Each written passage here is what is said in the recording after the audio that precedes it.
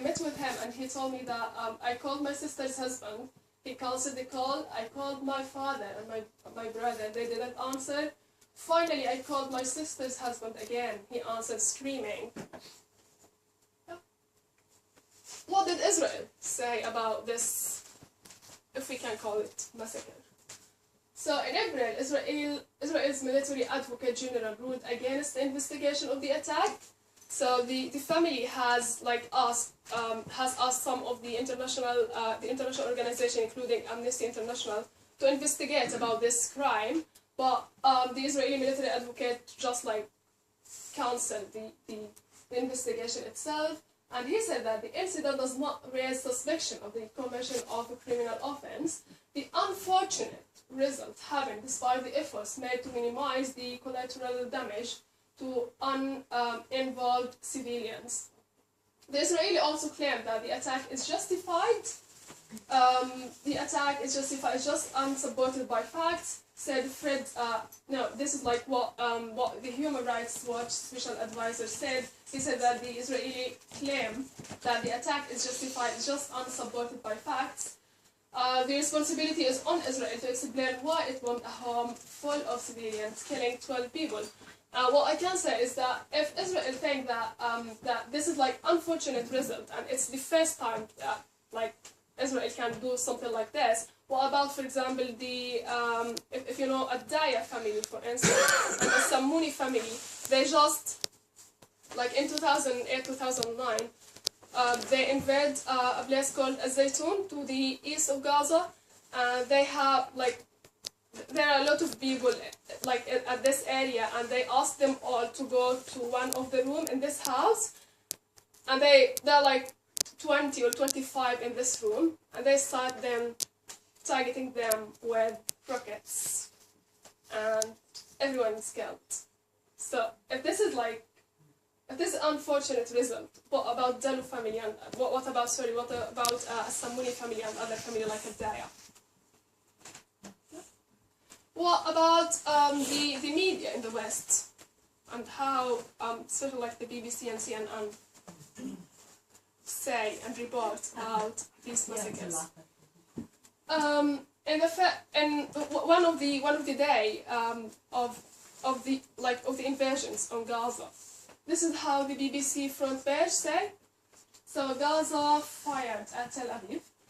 Palestinian militants target Tel Aviv with fire from the Gaza Strip, while Israeli authorities call up 30,000 reservists. Israeli Gaza rockets problem. Hamas targets our children determined to follow path of jihad, and UK head criticized Hamas, life on hold in Israel, conflict test for changed Egypt. Nothing about a Samuni family, nothing about...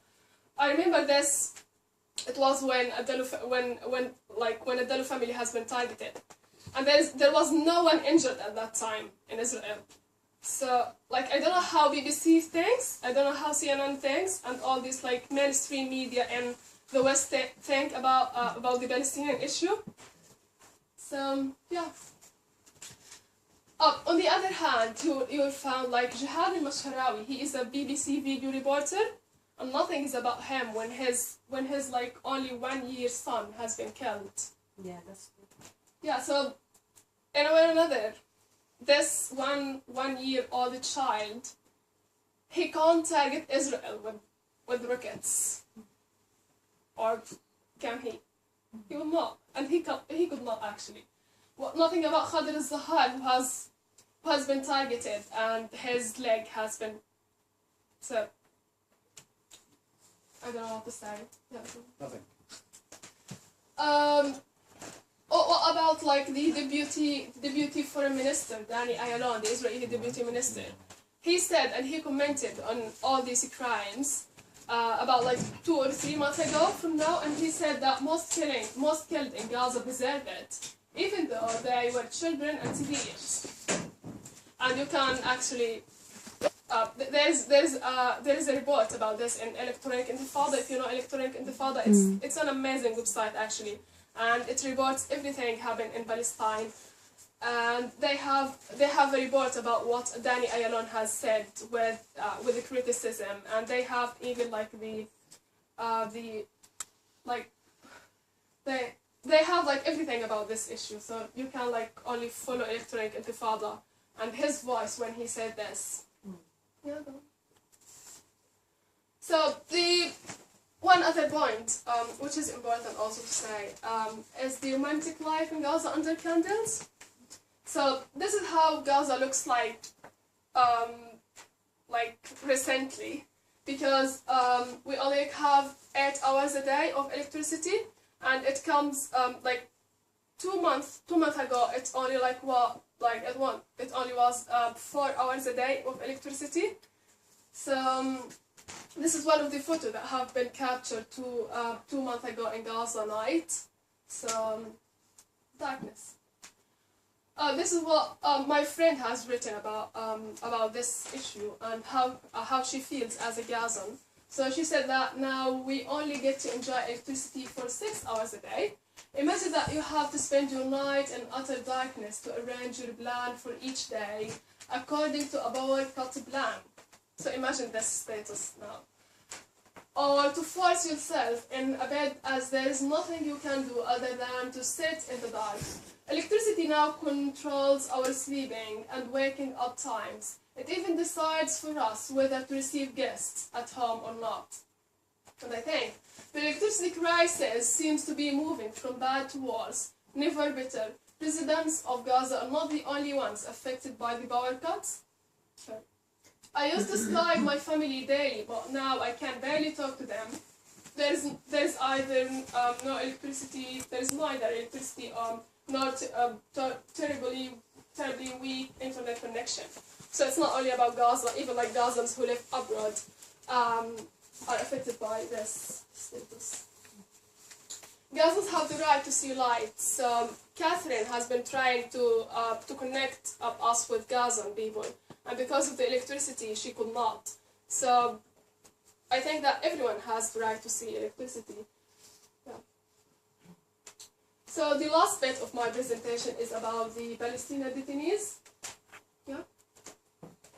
So the Palestinian detainees, if you have been comparing before about some of the hunger strikers, for instance, Sami Risawi or others, there are some concepts that everyone should know about. So annually, 700 Palestinian children are arrested, and this is regarding B'Tselem, which is an Israeli human rights organization.